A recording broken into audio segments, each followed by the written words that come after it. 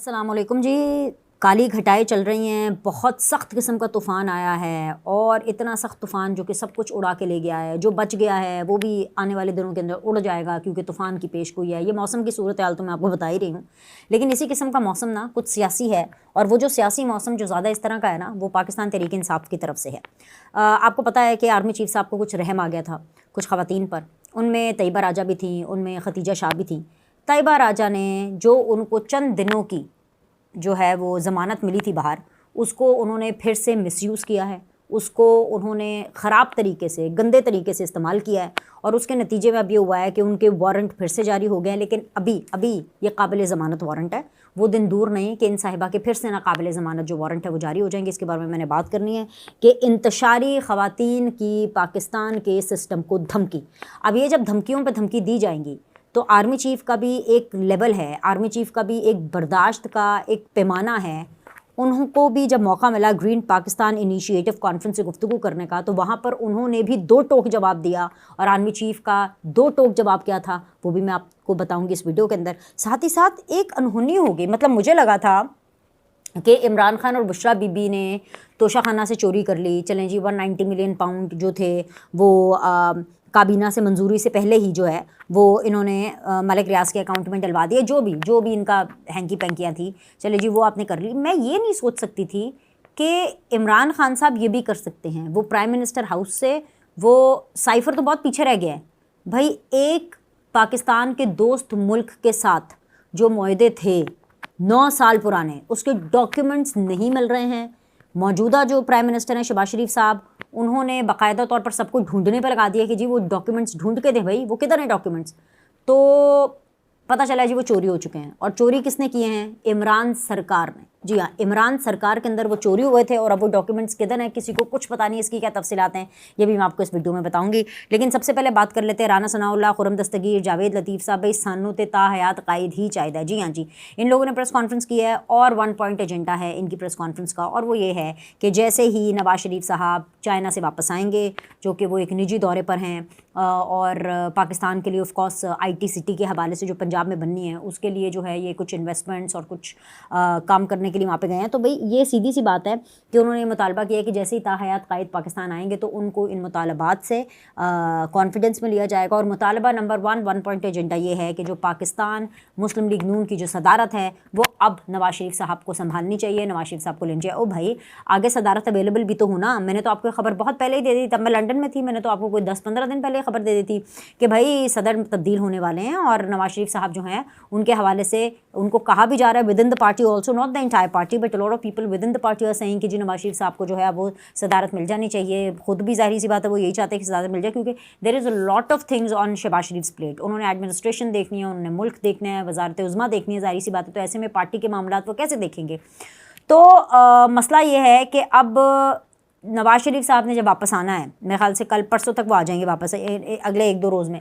تو جب انہوں نے واپس آنا ہے تو ایک نیا پنڈورا باکس کھل چکا ہونا ہے, اور وہ پنڈورا باکس یہ ہے کہ یہ جو ہارے ہوئے نون لیگ کے جو کھلاڑی ہیں انہوں نے ایک بڑی مانگ کر دی ہے کہ بھئی ہمیں تو بس کوئی اور نہیں, صرف اور صرف نواز شریف چاہیے. اب یہ جو بال ہے یہ نواز شریف کی کورٹ میں ہے کہ وہ اوکے کرتے ہیں کہ وہ اوکے نہیں کرتے. ظاہر ہے اگر انہوں نے اوکے کر دیا تو شہباز شریف صاحب کو کوئی پرابلم نہیں ہوگی. شہباز شریف صاحب بھی کہیں گے ہاں ٹھیک ہے بھائی اب آپ صدارت, اور میرے خیال سے شہباز شریف صاحب کو دے دینی چاہیے ان کو صدارت پارٹی کی, کیونکہ اگر نواز شریف صاحب اپنی پولیٹیکل قربانی دے سکتے ہیں اپنے بھائی کو وزیر اعظم بنانے کے لیے, اور اپنی سیاسی قربانی دے سکتے ہیں اپنی بیٹی کو چیف منسٹر بنانے کے لیے, تو وائی ناٹ کہ پارٹی کی صدارت جو ہے جو اس کی تشکیل نو ہے اور جو اس کی بھاگ دوڑ ہے وہ نواز شریف کو دے دیں تو ٹھیک ہے بھائی. یہ ایک بڑی چیز تھی جو کہ میں نے کہا کہ میں آپ کو بتا دوں.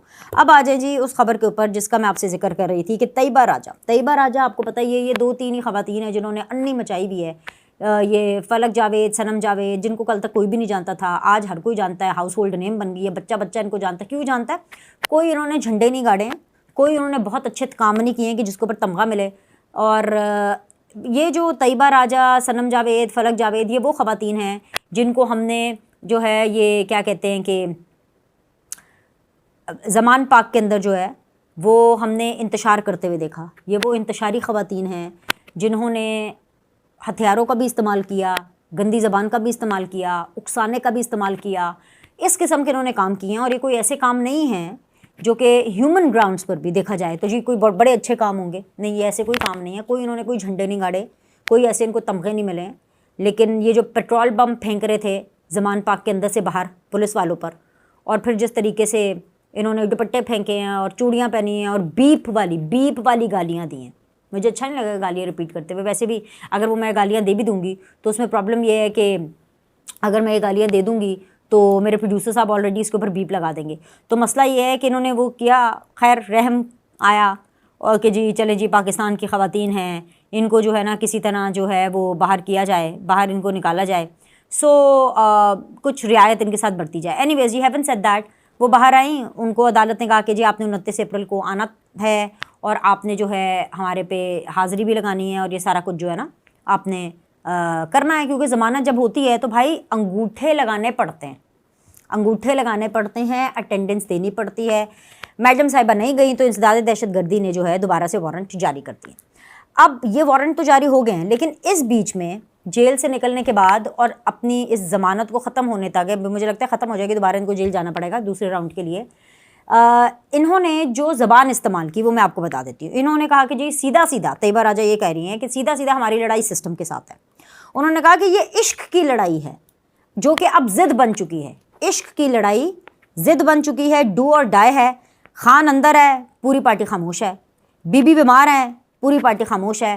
ہم کہتے ہیں جی عوام کو کہ جی وہ باہر نکلے اور عوام پنجاب کے اندر ان کو نکل کے دکھائے. اب یہ دیکھیں یہ جو اکسا رہی ہیں، یہ جو یہ باتیں کر رہی ہیں، یہ کسی طور پر سیدھا کہہ رہی ہیں کہ بھائی یہ سیدھا سسٹم کے ساتھ لڑائی ہے. لیکن ایک جو ساری چیز جو ریاست اور سسٹم کے بارے میں تو انہوں نے کہہ دی، لیکن جو انہوں نے اقرار کیا کہ بھائی یہ جی ہمارے عشق کی لڑائی ہے عمران خان کی، ہیں جو کہ اب ضد بن چکی ہے، کہ پہلے عمران خان عشق تھے اب ضد بن گئے ہیں. پتہ نہیں یہ کون سا ان کا میلو ڈرامہ چل رہا ہے، کون سی یہ بالی ووڈ فلم کی اسکرپٹ چل رہی ہے، لیکن ایسی باتیں جو ہیں وہ کسی بھی صورت قابل قبول نہیں ہوں گی. اور پھر ہم نے دیکھا کہ آرمی چیف نے جو ہے جو وارننگ دی، آرمی چیف نے اسٹریٹ فارورڈلی وارننگ دی کہ منفی پروپیگنڈا اور سوشل میڈیا ٹرولز ہماری توجہ پاکستان کے لیے کام کرنے کے لیے، ٹیم پاکستان کے لیے کام کرنے کے لیے نہیں ہٹا سکتے. اب ہم سب کو پتہ ہے کہ منفی پروپیگنڈا کرنے میں کون سی جماعت یا کون سے لوگ نمبر 1 پر ہیں، وہ ہیں پی ٹی آئی والے. ہم سب کو پتہ ہے کہ سوشل میڈیا کے اوپر سب سے نمبر 1 پر جا کے ٹرولنگ کون کرتا ہے، ہم سب کو پتہ ہے یہ پی ٹی آئی کے لوگ ہیں. تو بھائی یہ سیدھا جو آرمی چیف صاحب جو بار پیغامات دے رہے ہیں، اور یہ وہ پیغامات ہیں جو کور کمانڈر کانفرنس کے بعد بھی آتے ہیں، پہلی کور کمانڈر کانفرنس کے بعد، پھر اب آئے، پھر دوسری کور کمانڈر کانفرنس جب یہ ریسنٹلی ہوئی ہے اس کے اوپر آئے، پھر اس کے بعد جب آرمی چیف صاحب نے جب یہ بات کی ہے گرین پاکستان انیشیٹو سے، اس کے اندر بھی یہ بات کرے منفی پروپیگنڈا سوشل میڈیا. اس سے 2 چیزیں بڑی کلیئر ہیں، اور وہ یہ ہیں کہ جی ایک تو سوشل میڈیا نے خوب تنگ کیا ہوا ہے، ایسا کیا ہوا ہے کہ سب کی سانسیں بند ہیں، منفی پروپیگنڈا کرنے والوں کی بھی، جن کے خلاف ہو رہا ہے ان کی بھی، یہ جو سوشل میڈیا ٹرولز ہیں ٹرولنگ کرنے والوں کی بھی، جن کو ٹرول کیا جا رہا ہے ان کی بھی. بھائی ظاہر سی بات ہے جن کو ٹرول کیا جائے گا ان کی بھی فیملیز ہیں، ان کو فرق پڑتا ہے، بالکل فرق پڑے گا. چاہے بھائی ظاہر سی بات ہے جو چاہے مرضی ہو، کیا وہ پتھر کے انسان تو نہیں ہے نا، پتھر کے تھوڑی نا ہے، ان کو بالکل فرق پڑتا ہے. اور مسئلہ یہ ہے کہ جنہوں نے منفی پروپیگنڈا کرنا ہے اور جنہوں نے سوشل میڈیا ٹرولز نے جنہوں نے ٹرولنگ کرنی ہے، ان کو کتنی محنت کرنی پڑتی ہے، کیونکہ بھائی سچ کو تو آنچ نہیں ہوتی نا، جھوٹ گھڑنا پڑتا ہے، گھڑ کر کے اس کو پھیلانا پڑتا ہے، اس کے اندر تو بہت محنت چاہیے ہوتی ہے، رائٹ. بالکل ویسے جیسے کہ بھائی پرائم منسٹر ہاؤس سے آپ جا رہے ہیں، حکومت سے اگر آپ کو نکال دیا ہے، ووٹ آف نو کانفیڈنس آپ کے خلاف کامیاب ہو گئے، جو بھی ہوگا سائفر کے ساتھ آپ نے جو کھلواڑ کیا وہ کر لیا، آپ نے 190 ملین پاؤنڈ کے والے معاملے کے ساتھ جو کھلواڑ کرنا تھا آپ نے کر لیا، آپ نے جتنا بھی کھیلنا تھا، آپ نے IMF کے معاہدے کو سابوٹاج کرنا تھا آپ نے وہ کر لیا، آپ نے عوام کے جذبات کے ساتھ احساسات کے ساتھ کھیلنا تھا آپ نے وہ کھیل لیا. آپ کی آڈیو ریکارڈنگز آ گئی، کس طریقے سے آپ نے سابوٹاج کی چیزوں کو، وہ بھی ہو گیا.